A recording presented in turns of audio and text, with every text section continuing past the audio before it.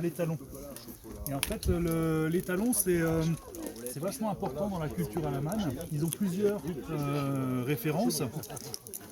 Et notamment, donc, à un moment donné, l'ensemble des dieux décide de se faire construire une cité magnifique. Et pour ça, en fait, ça coûte beaucoup de temps, d'énergie, même pour des dieux, c'est assez contraignant. Donc du coup, c'est le dieu Loki qui est le dieu un peu malin, un petit peu fourbe, qui va trouver la solution et qui va négocier en fait avec un tailleur de pierre qui apparemment aurait la capacité de le faire en temps et en heure. Alors, le souci va se poser par rapport au prix que va demander ce travailleur, puisqu'en fait la rémunération qu'il demande, c'est de pouvoir épouser la femme du chef des dieux, donc la femme du dieu Wotan. Donc ça paraît un peu cher, il refuse, mais Loki va trouver une solution en fait en disant qu'ils vont accepter le contrat, mais en mettant une condition qui est inapplicable. Et en fait, ils vont mettre un délai tellement court que c'est impossible de travailler. Et en fait, ce travailleur est un géant qui s'est déguisé, parce que dans leur mythologie, les géants ont une capacité de se transformer, que ce soit en animaux ou en autres personnes. Et il a la particularité d'avoir un cheval magique qui s'appelle Svadilfari. En fait, ce cheval a une force énorme et il va en fait permettre la fabrication de la cité dans les temps.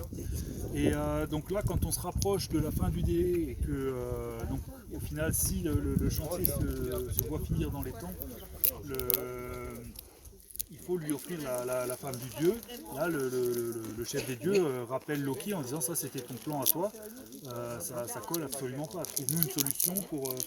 Et la solution que Loki va trouver, Loki, dans son patrimoine génétique, en fait, il est le fils d'un dieu et d'une géante. Donc il a les capacités des géants de pouvoir se transformer.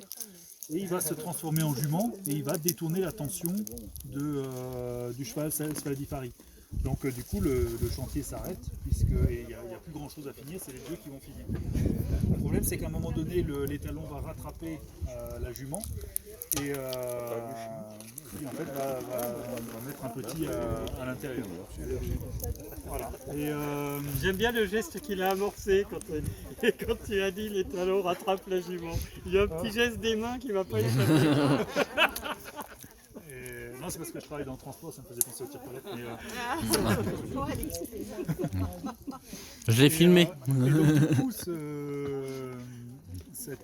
cet animal en fait, qui va sortir de Svadilfari, c'est vraiment un animal magique, puisqu'en plus il a de la semence, enfin, il y a une partie de lui qui vient des dieux.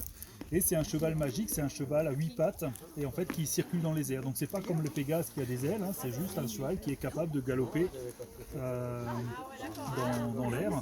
Et c'est le cheval qui sera le cheval du dieu Wotan, quoi. Donc du coup c'est vachement important, le cheval, on en fait tout le temps référence dans cette mythologie. Notamment à un moment donné il y a le dieu Baldur qui est le dieu de la beauté qui va mourir. Et en fait, il y a une négociation pour qu'on puisse aller le chercher dans le royaume de Hel, donc qu'on a vu avant au niveau du Hohenwausen. Et pareil, pour pouvoir aller faire la négociation, il faut y aller avec ce cheval magique. Donc du coup, pour eux, c'est vachement important. Il y en a plusieurs références. Donc c'est pour ça que ce rocher, en fait, il y a vaguement une forme de cheval. Ils l'ont taillé à un moment donné, et il avait vraiment la forme d'un étalon. Alors la pierre qui est là, en fait, au départ, il y avait une pierre ici qui donnait la forme de la tête de cheval. Celle-là a été cassée, et la partie du milieu a été volée, et il ne reste plus que le bout, en fait. C'était